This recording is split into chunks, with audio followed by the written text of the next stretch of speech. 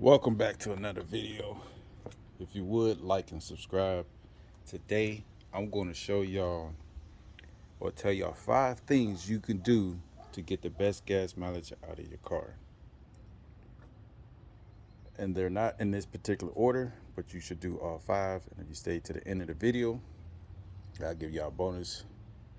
But number 1, make sure you change your oil regularly.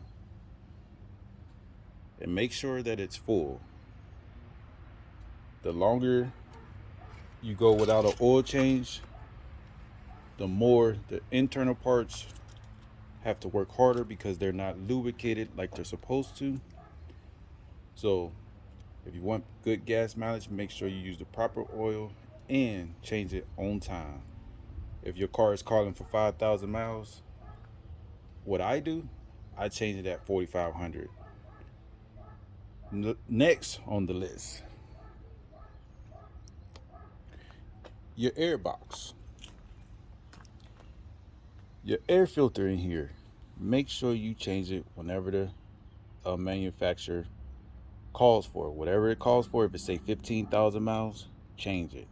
Just imagine if you let it go over 15,000 miles and it's 5,000 miles over. That's like me telling you put on a mask, and then you go over another 5,000 miles. That's telling me that. And then I'm telling you put on another mask. You got 2 masks on now. Guess what? After a while, you're gonna say I can't breathe, and that's the same way the car will feel because it's not getting the proper air that it's supposed to get. So make sure you change that air filter. Very inexpensive. Change it when you. Number 3, tires. Make sure they are inflated properly.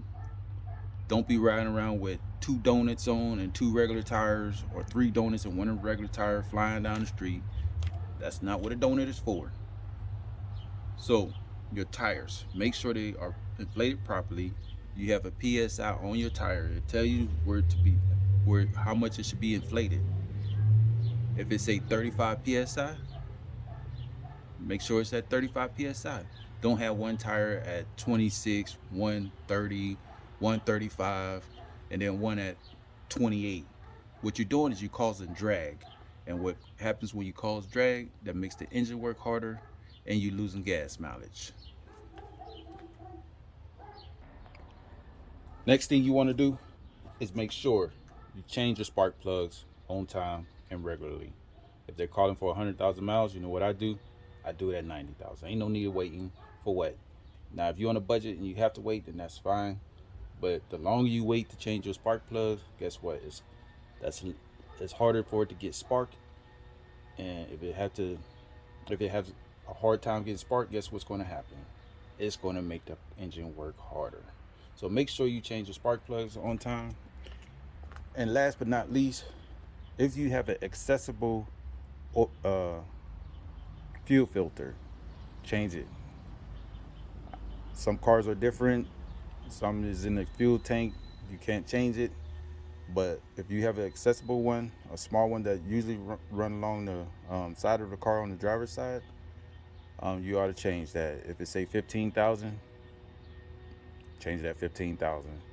Because what's going to happen, that filter get clogged up and you're going to be wondering why your engine isn't performing like it's supposed to. And sometimes it won't even start if it gets clogged up like really bad. Or you're going to put strain on your fuel pump, and guess what? Your fuel pump is going to go out.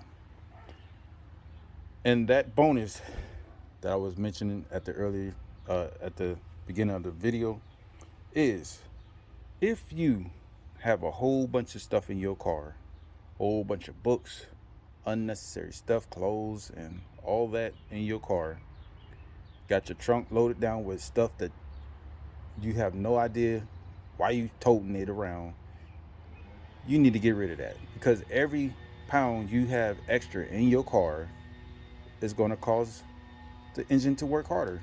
Just think about it. If you the only one in your car and your car is super clean, all these things that I mentioned are done, guess what? You're going to get the best gas mileage out of your car. And just think about it. If you was to add 4 passengers in your vehicle, while you driving, you will see the difference and you will hear how hard the engine has to work to get that engine to get the car going. So, if I helped y'all in any kind of way, like and subscribe. Thanks for watching my video.